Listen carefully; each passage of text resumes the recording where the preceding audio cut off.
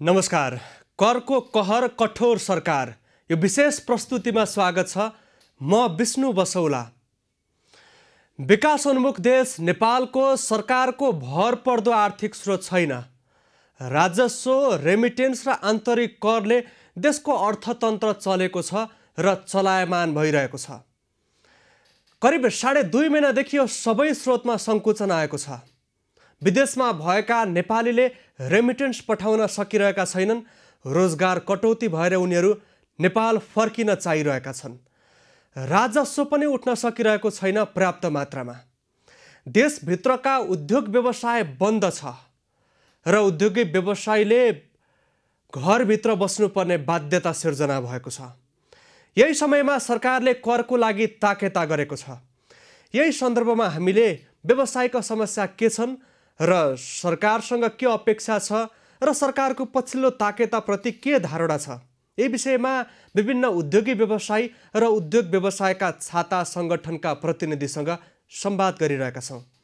हामीसँग यति बेला संवादको लागि उद्योग वाणिज्य महासङ्घका गण्डकी प्रदेशका अध्यक्ष सञ्जीव बहादुर कोइराला सम्पर्कमा रहनु भएको छ। उहाँसँग हामी संवादको लागि तयारी गरिरहेका छौँ र गण्डकी प्रदेशमा उद्योग व्यवसाय अहिले पनि चल्न सकिरहेको छैन, धराशायी बन्दै गएको छ र गण्डकी प्रदेशमा पछिल्लो समय कोरोना सङ्क्रमितको सङ्ख्या पनि बढ्दै गएको छ। सङ्क्रमितको सङ्ख्या बढ्दै जाँदा सरकारले लकडाउनको मोडालिटी परिवर्तन गर्न सकेको छैन र 2.5 महिनादेखि बन्द अवस्थामा भएका उद्योगी व्यवसायी थप समस्यामा परेका छन् र सरकारले तोकेको समयावधिभित्र कर तिर्न नसकिने दाबी गरिरहेका छन्। सरकारले बन्दाबन्दीकै क्रममा यही महिनाको 25 गतेभित्र कर तिर्नका लागि ताकेता गरेको थियो। चौतर्फी विरोधपछि असारको 7 गतेभित्र कर तिर्ने गरी सरकारले व्यवसायलाई ताकेता गरिरहेको छ। तर लकडाउनको मोडालिटी कहिलेबाट कस्तो हुन्छ, उद्योग व्यवसाय कसरी सञ्चालन हुन सक्छ र उत्पादनका स्रोत साधनलाई कसरी एकत्रित पार्न सकिन्छ भन्ने विषयमा सरकारले विभिन्न तहसँग छलफल गरे पनि निष्कर्ष निस्किएको छैन र जवाफ आइसकेको छैन। 2 जना व्यक्ति भेटिँदा लकडाउन जस्तो प्रकारको थियो, अहिले पनि लकडाउनको मोडालिटीमा खासै परिवर्तन भएको छैन। नागरिक तहबाट पनि अहिले लकडाउनको मोडालिटीको विषयमा परिवर्तन र परिमार्जन गर्नका लागि माग बढिरहेको छ। यही समयमा सबैभन्दा धेरै अप्ठ्यारोमा निजी क्षेत्र परेको छ र हामीले निजी क्षेत्रका समस्याको विषयमा उद्योग व्यवसायका छाता सङ्गठनसँग संवाद गरिरहेका छौँ। हामीसँग यति बेला उद्योग वाणिज्य महासङ्घ गण्डकी प्रदेशका अध्यक्ष सञ्जीव बहादुर कोइराला सम्पर्कमा रहनु भएको छ। यहाँलाई स्वागत छ। हजुर, धन्यवाद। अब 2.5 महिनादेखि बन्दाबन्दीको क्रममा रहनु भएको छ। गण्डकी प्रदेशका उद्योगी व्यवसायी कतिको समस्यामा छन्, के छन् समस्याहरू? अब विश्व आक्रान्त भइरहेको अवस्थामा नेपाल उद्योग वाणिज्य महासङ्घ अन्तर्गतको गण्डकी प्रदेशका उद्योगी व्यवसायीहरू पनि आफ्ना जुन चाहिँ यो लकडाउनबाट परेको असरहरू छ, ती असरहरूको बारेमा हामी उद्योगी व्यवसायीहरूको चाहिँ एउटा छाता सङ्गठन नेपाल उद्योग वाणिज्य महासङ्घ र नेपाल उद्योग वाणिज्य महासङ्घ मार्फत विभिन्न समस्याहरूको कुराहरू चाहिँ हामीलाई उजागर गरिराख्नु भएको अवस्था छ।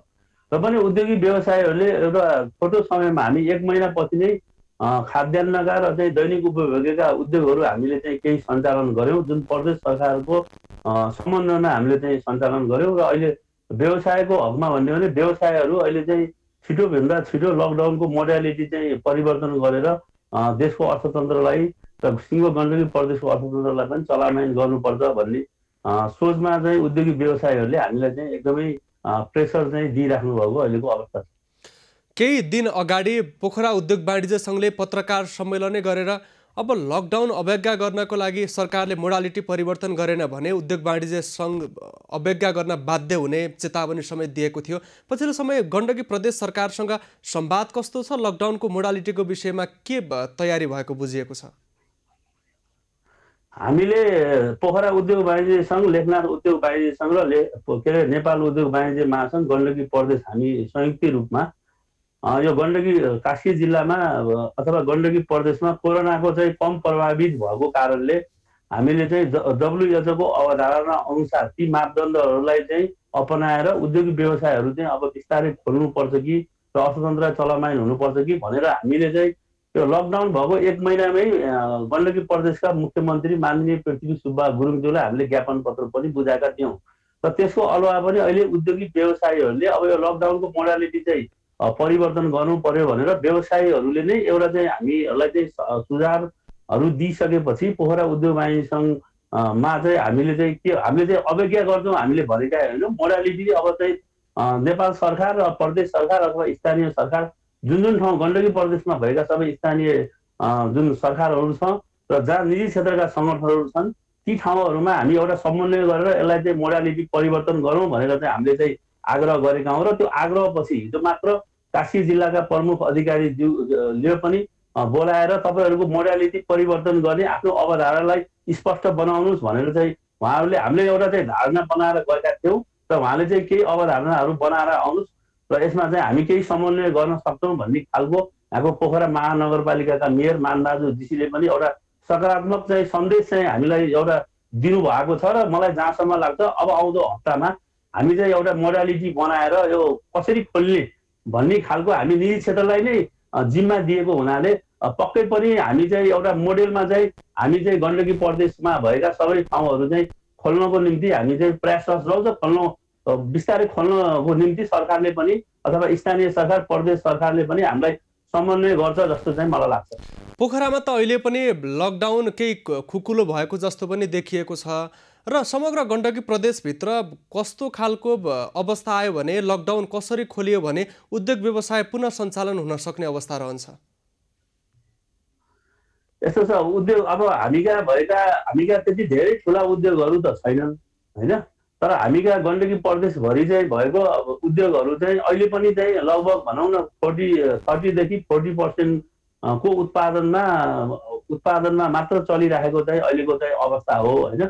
र यसलाई के भने उद्योग व्यवसाय अब अहिले चलायमान गर्नको निम्ति जुन राज्यले एउटा कर पनि तिर्नुपर्छ भनेर जुन एउटा समयावधि तोकेको छ त्यो आधारमा पनि उद्योग व्यवसायहरू चाहिँ पसलहरू सञ्चालन गर्न पायो भने र कतिपय भनौँ न व्यापार व्यवसायमा तपाईँको चाहिँ नगद उधारो होइन लेनदेनहरू पनि हुन्छ, त्यो लेनदेनलाई पनि चुस्त दुरुस्त गर्न सकियो भने सरकारले चाहिँ जुन कर तिर भनेको छ त्यो एउटा कर तिर्ने बाटो पनि र एउटा चाहिँ आम्दानी भनौँ न आय आर्जन गर्ने ठाउँ पनि हुन सक्ने भएको कारणले यसलाई अलिकति चाहिँ अब व्यवस्थित गरेर खुकुलो बनाउनु पर्छ।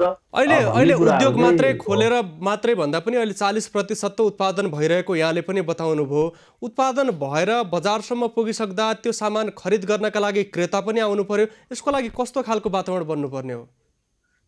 यस्तो छ, अब हिजोको जस्तो हामीले चाहिँ व्यापारको परिकल्पना गरेका छैनौँ होइन। हिजो चाहिँ लकडाउन भन्दा पूर्वको जस्तो व्यापारको हामीले परिकल्पना गरेकै छैनौँ। हामीले अहिले के छ भने अहिले एउटा शिथिल चाहिँ अर्थतन्त्रलाई एउटा भनौँ न अहिले चाहिँ सुतेको अर्थतन्त्रलाई एउटा शिथिलताका साथ पनि हामीले चाहिँ एउटा चाहिँ भनौँ न स्थानीय चाहिँ जुन उपभोक्ताहरू छन् होइन, जुन स्थानीय चाहिँ क्रेता विक्रेताहरू छन् तिनीहरूको बिचमा पनि हामीले चाहिँ कारोबार गर्न सक्यौँ भने पनि त्यसले एउटा चाहिँ थोरै भने अर्थतन्त्रलाई चाहिँ गतिशील बनाउँछ र यो जुन यत्रो भनौँ न 73-74 दिनसम्म जुन लकडाउनमा बसेका आम जनताहरू, आम उपभोक्ताहरू, आम व्यवसायहरूलाई पनि एउटा अटोमोनस भइरहेको अवस्थामा एउटा चाहिँ त्यसले चाहिँ मान्छेलाई चाहिँ एउटा डिप्रेसनतिर नगइकन एउटा चाहिँ हामी चाहिँ एउटा कोरोनासँग लड्न सक्ने क्षमतामा यसले वृद्धि पनि गर्छ र यसले उत्साह पनि थप्छ भन्ने हिसाबले पनि हामीले चाहिँ यसलाई चाहिँ खुकुलो बनाउनु पर्छ भन्ने मान्यता चाहिँ राखे। यसले स्पष्ट तरिकाले भनिदिनुहोस् न, पहिलो चरणमा यो काम हुन आवश्यक छ, दोस्रो चरणमा यो गर्न आवश्यक छ, तेस्रो चरणमा यति जति खोल्न सकिन्छ, जोखिमलाई यसरी मूल्याङ्कन गर्न सकिन्छ भन्ने खालको। हामीले चाहिँ के छ भने हिजो पनि हामी जिल्ला प्रशासन कार्यालय र एउटा प्रदेश सरकारसँग एउटा हामीसँग सञ्जीव बहादुर कोइराला सम्पर्कमा रहनु भएको छ। उद्योग वाणिज्य महासङ्घ गण्डकी प्रदेशका उहाँ अध्यक्ष रहनु भएको छ। विविध कारण प्राविधिक कारण उहाँसँगको सम्पर्क केही विच्छेद भएको अवस्था छ। हामी उहाँसँग संवादको लागि पुनः सम्पर्क गर्ने प्रयास गरिरहेका छौँ। प्राविधिक परीक्षणको काम भइरहेको छ र उद्योग वाणिज्य महासङ्घ गण्डकी प्रदेशले हिजो कास्की जिल्लाका प्रमुख जिल्लाधिकारीसँग पनि संवाद गरिरहेको अवस्था छ। उहाँ फेरि पनि हाम्रो सम्पर्कमा आउनुभएको छ। हामी संवादलाई निरन्तरता दिन सक्छौँ। अब लामो समयदेखि अन्यलको अवस्थामा छ। लकडाउनको मोडालिटी तय हुन सकिरहेको छैन। उद्योग व्यवसाय बन्द हुँदा थप समस्यामा छन्। अहिलेको अवस्थामा पहिलो चरणमा कस्तो प्रकारको अवस्था सिर्जना हुनुपर्ने हो, दोस्रो चरणको व्यवस्था के हुनुपर्ने हो र तेस्रो चरणमा जोखिमको मूल्याङ्कन गरेर लकडाउनलाई कसरी खोल्न सकिन्छ, यहाँहरूको धारणा चाहिँ के हो?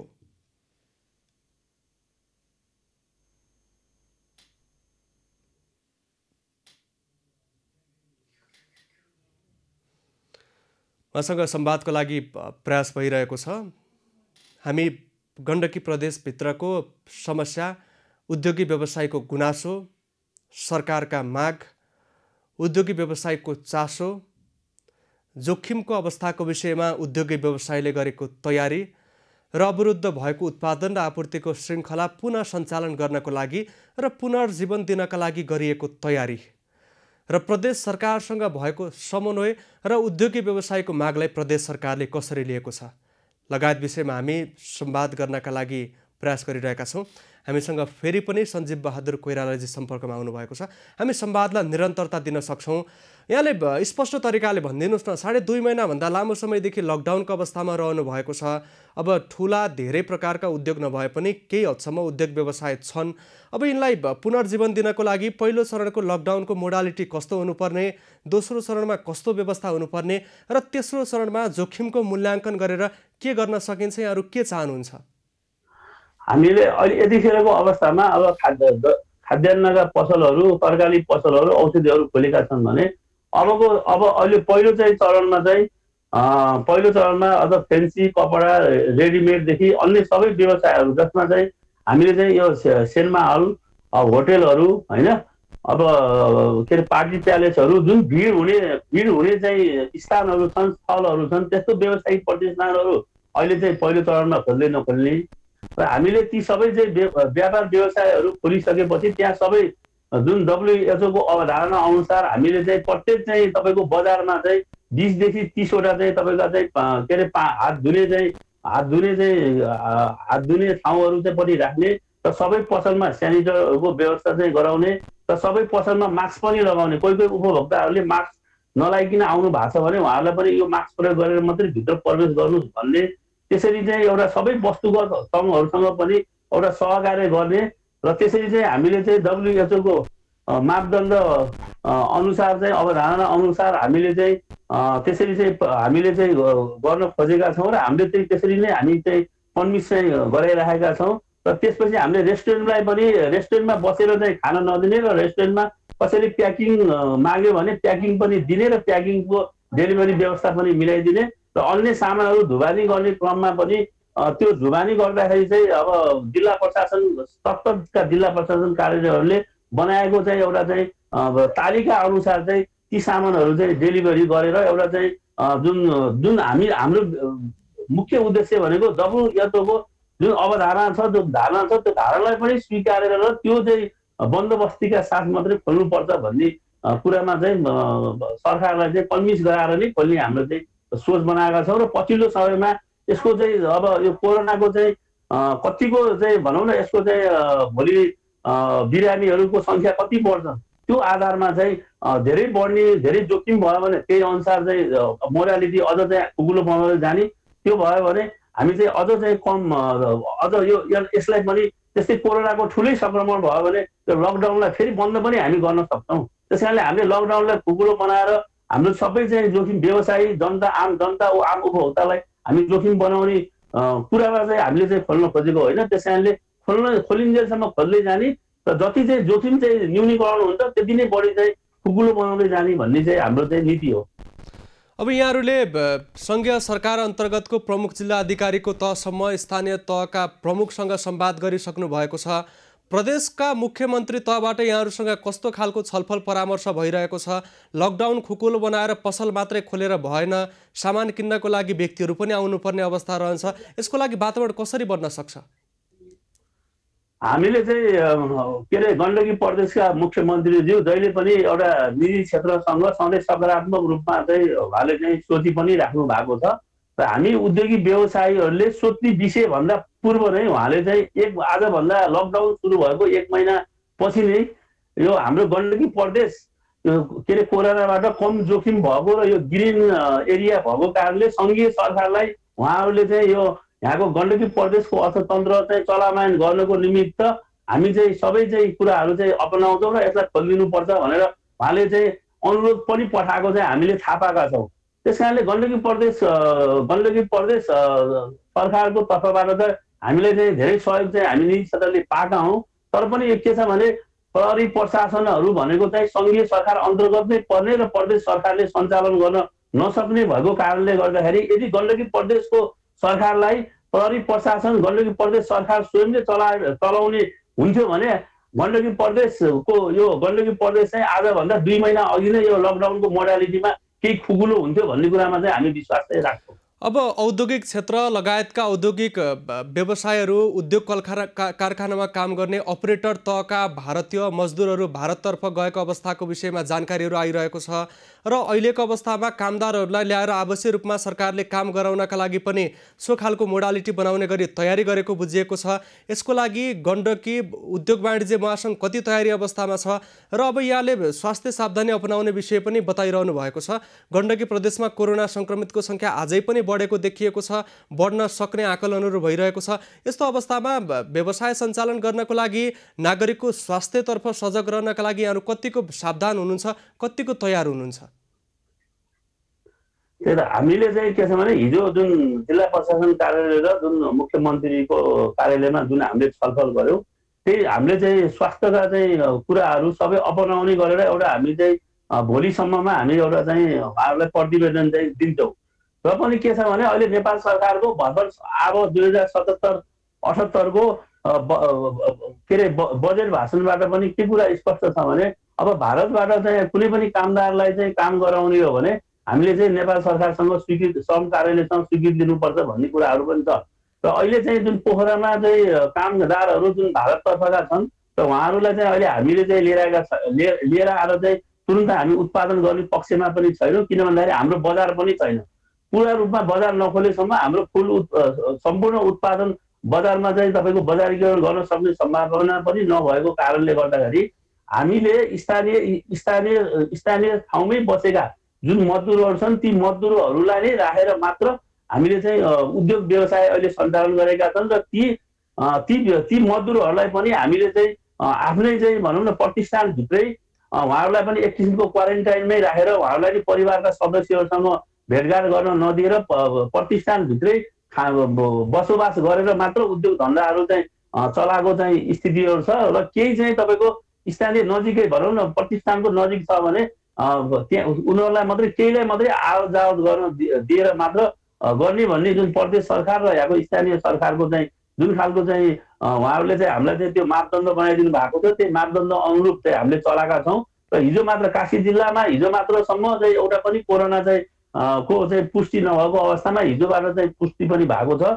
र चाहिँ यो एउटा एक किसिमले भन्यो भने यसले अझ हामीलाई चाहिँ एउटा चाहिँ अब अझ बडो संवेदनशील भएर यो कोरोनासँग चाहिँ बच्नुपर्छ, सावधानी हुनुपर्छ भन्ने खालको एउटा त्यसले सन्देश पनि दिएको छ। र जुन जति अहिले कोरोनामा देखिनु भएको छ म उहाँहरूको शीघ्र स्वास्थ्य लाभको पनि म उहाँहरूलाई चाहिँ अहिले यहाँहरू लामो समयदेखि समस्याको अवस्थामा रहनु भएको छ, उद्योग व्यवसाय सञ्चालन हुन सकेको छैन।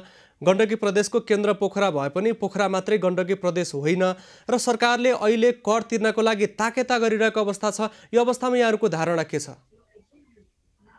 हामीले चाहिँ स्पष्ट रूपमा यो जुन अर्थ मन्त्रालयले कर तिर्ने जुन 25 गते र चाहिँ तपाईँको चाहिँ जुन 7 गतेको राखिसकेपछि हामीले चाहिँ भनौँ न नेपाल उद्योग वाणिज्य महासङ्घले पनि त्यसमा चाहिँ अब ज्ञापन पत्र सहित यसको समय सीमा बढाउनुहोस् भनेर नेपाल उद्योग वाणिज्य महासङ्घ मात्रै होइन निजी क्षेत्रसँग सम्बन्धित अन्य सङ्घ संस्थाहरूले पनि उद्योग व्यवसायका संस्थाहरूले पनि सरकारलाई चाहिँ आफ्नो कुराहरू राखिसकेपछि सरकारले चाहिँ केही समय चाहिँ धकेलेको केही समय पर सारेको अवस्था पनि छ। र पनि म चाहिँ के भन्न चाहन्छु भने यस्तो बेलामा जस्तै के अरे व्यवसायको प्रकृति हेरेर जुन अहिले व्यवसायहरू सञ्चालन गरेको छ सरकारले हरेक कुराहरू चाहिँ एकै ठाउँमा चाहिँ जोडमोडल गरेर चाहिँ ल्याएको अवस्था छ।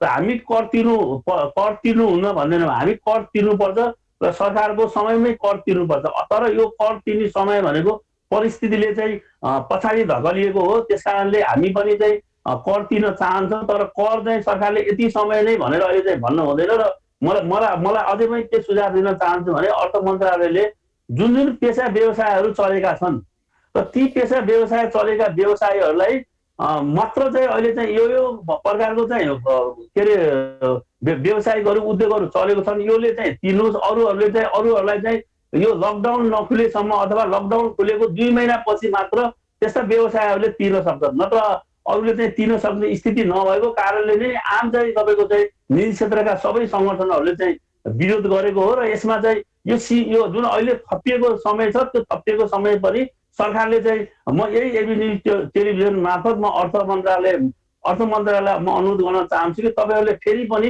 यो समय सीमा चाहिँ तपाईँहरूले चाहिँ तपाईँहरूको लकडाउन जहिलेसम्म बढाउनुहुन्छ र लकडाउन खुलेको 2 महिनापछि मात्र उद्योगी व्यवसायहरूले चाहिँ तिर्न सक्छन्। र सञ्चालित अहिले पेसा व्यवसाय जस्तै खाद्यान्नको, औषधिको भनौँ न केही चाहिँ उपभोग्य उद्योगहरू छन् भने त्यस्तो उद्योगहरूलाई तर कर तिर्दाखेरि पनि एउटा चाहिँ कर तिर्न जाँदाखेरि ब्याङ्कसम्म जाँदाखेरि एउटा सुरक्षित एउटा चाहिँ व्यवसायीको प्रतिनिधि अथवा एउटा व्यवसायिक ब्याङ्कमा जाँदाखेरि एउटा सुरक्षाको अनुभूति हुने गरेर कर तिर्ने वातावरण भयो भने चाहिँ सञ्चालित उद्योग र सञ्चालित व्यवसायहरू चाहिँ तिर्न सक्छन्। त्यस कारणले मलाई अर्थ मन्त्रालयलाई मेरो फेरि पनि सुझाव छ कि तपाईँहरूले चाहिँ चलेका व्यवसायहरूलाई चाहिँ यो समय सीमा ठिकै होला, नचलेको व्यवसाय र बन्द भएको व्यवसायहरूले चाहिँ यो चाहिँ तिर्न सक्ने अवस्था पनि छ जस्तो चाहिँ मलाई लाग्दैन र यसलाई फेरि पनि सार्नुपर्छ र सरकारले सार्न बाध्य हुन्छ भन्ने कुरामा म विश्वस्त छु। सरकारले सारेर 7 गते पुर्याएको छ, त्यहाँबाट अब सार्न सकिँदैन। बरु लकडाउन व्यवसायले भनेअनुसारको हामी बनाउन सक्छौँ, तर 7 गते भित्रै कर तिर्नुपर्छ भन्ने सरकारको दाबी छ। स्वयंसार यहाँहरूलाई दबाब पनि दिइरहेको छ। यहाँहरू 7 गतेभित्र कर तिर्न नसक्ने बताइरहनु भएको छ। सरकारले 7 गतेपछि समय नथपेको अवस्थामा र यही अवस्थामा नै लकडाउनलाई केही मात्रै फितलो बनाएको अवस्थामा यहाँहरूको आगामी कदम के हुन्छ? यसमा चाहिँ के छ भने हामी सिङ्गो नेपाल उद्योग वाणिज्य महासङ्घ हामी चाहिँ एउटा नेपाल पूर्व पश्चिम मेची महाकालीदेखि सबै उद्योगी व्यवसायीहरूको हामी धारणा ल्याउँछौँ र नेपाल उद्योग वाणिज्य महासङ्घले पनि यसको नेतृत्व गरेर चाहिँ अघि बढ्छ। हामी गण्डकी प्रदेशको मात्रै हामीले चाहिँ निर्णय चाहिँ हामी गर्दैनौँ र समग्र नेपालभरिका उद्योगी व्यवसायीहरूको हामीले चाहिँ विचारहरूलाई चाहिँ हामी चाहिँ लिन्छौँ र त्यसपछि हामीले एउटा नयाँ अब कसरी जाने भन्ने कुरो चाहिँ कुन मोडेलमा जाने भन्ने कुरो चाहिँ हामी गर्छौँ। र म के पनि भन्न चाहन्छु भने सरकार भनेको आम जनताले आम चाहिँ तपाईँको चाहिँ पेसागत सङ्घ संस्थादेखि लिएर सबैले मानेर चाहिँ सरकार बन्ने हो र सरकारले ल्याएको नीति कार्यक्रमहरू चाहिँ उपभोक्ता मैत्री, व्यवसायिक मैत्री, जनता मैत्री हुन जरुरी छ। त्यस कारणले सरकारमा सञ्चालनमा बसेका अहिले उहाँहरू हुनु होला, तर उहाँहरूले गल्ती गरेका कमजोरीलाई कुनै पनि पेसागत सङ्घ संस्थाले चाहिँ एउटा सुझावको रूपमा तपाईँहरूले परिवर्तन गर्नुहोस् भनेर जब हामी भन्छौँ भने मलाई सरकार पनि चाहिँ तपाईँको चाहिँ त्यस्तो चाहिँ अव्यावहारिक हुँदैन। सरकार पनि चाहिँ तपाईँको चाहिँ व्यवसायिक मैत्री हुन जरुरी छ। यहीँनिर हो सरकारले अहिले अभिभावकत्व निर्वाह गर्न नसकेको, त्यसपछि निजी क्षेत्रलाई विश्वासमा लिन नसकेको बताइरहँदाखेरि निजी क्षेत्रलाई विश्वासमा लिनको लागि र देशको अर्थतन्त्र चलायमान बनाउनका लागि योगदान दिने उद्योगी व्यवसायलाई विश्वासमा लिनको लागि सरकारले के गर्नु पर्थ्यो, के गर्नुपर्छ, अन्तिममा संक्षेपमा बताइदिनुहोस्। यस्तो छ, नेपाल सरकारले उद्योगी व्यवसायीसँग र करसँग सम्बन्धित र यो यत्रो ठुलो चाहिँ अर्थतन्त्रलाई बन्द हुँदाखेरिदेखि लिएर जस्तै अहिले स्वास्थ्य सङ्कटकालको कुरा पनि आइरहेको छ भने यस्ता विषयवस्तुहरूमा निजी क्षेत्रसँगको समन्वय बिना चाहिँ सरकारले निर्णय गर्नु हुँदैन र एउटा उद्योगी मैत्री व्यवसायी र भोलि चाहिँ अहिले यहाँ भइरहेका उद्योगीहरूलाई पनि सरकारले सम्बोधन गरेको छ र उहाँहरूसँग समन्वय गरेर मात्र चाहिँ काम गरेको छ भन्ने खालको अनुभूति सरकारले दिन सक्यो भने भोलिका दिनमा पनि कोरोना चाहिँ यो मुक्त नेपाल हुँदाखेरि पनि वैदेशिक लगानीहरू चाहिँ भित्र्याउनको निम्ति एउटा अवसर हुन सक्छ। यदि अहिले भइरहेको व्यवसायीहरूलाई सरकारले चाहिँ अब भनौँ न घुँडा टेकाउने अथवा अप्ठ्यारो परिस्थिति बनाउने हो भने भोलि अन्य भनौँ न नेपालका स्वदेशी लगानीकर्ताहरू पनि आकर्षित हुँदैनन् र विदेशी लगानीकर्ताहरू पनि आकर्षित हुँदैनन्, जसले गर्दाखेरि अहिलेको अर्थतन्त्र मात्रै अर्थतन्त्र होइन, भोलिको अर्थतन्त्र भनेको महत्त्वपूर्ण अर्थतन्त्र हो र सरकार एउटा विकसित राष्ट्रमा जानको निमित्त आफूलाई चाहिँ अघि सारेको अवस्थामा चाहिँ यहीको व्यवसायहरूलाई विश्वासका साथ दिन सक्यो भने भोलि एउटा लगानीको पनि भित्रिन सकिन्छ भन्ने कुरामा सरकारले चाहिँ त्यो सोचका साथ चाहिँ विचार गर्छ र पुनर्विचार गर्छ भन्ने कुरामा चाहिँ हामी चाहिँ विश्वास चाहिँ गर्छौँ। यहाँलाई समय र संवादको लागि धन्यवाद दिन चाहन्छु। हस्, धन्यवाद। हामीसँग उद्योग वाणिज्य महासङ्घ गण्डकी प्रदेशका अध्यक्ष सञ्जीव बहादुर कोइराला सम्पर्कमा रहनु भएको थियो। गण्डकी प्रदेश पर्यटकीय संरचना, पर्यटक लक्षित संरचना धेरै भएको क्षेत्र पनि हो र पर्यटक लक्षित संरचना होटल व्यवसाय अहिले धराशायी बनेको छ, बन्द गर्नुपर्ने अवस्था आएको छ र कहिलेबाट सञ्चालन हुन्छ भन्न सकिने अवस्था छैन र त्यसतर्फ पनि सङ्घीय सरकार र प्रदेश सरकारले ध्यान दिनुपर्छ भन्ने उद्योग वाणिज्य महासङ्घ गण्डकी प्रदेशको माग छ र उद्योगी व्यवसायलाई विश्वासमा लिनको लागि आग्रह गरिएको छ। करको कहर कठोर सरकार, यो विशेष प्रस्तुति जारी रहनेछ। हामीसँगै रहनुहोला।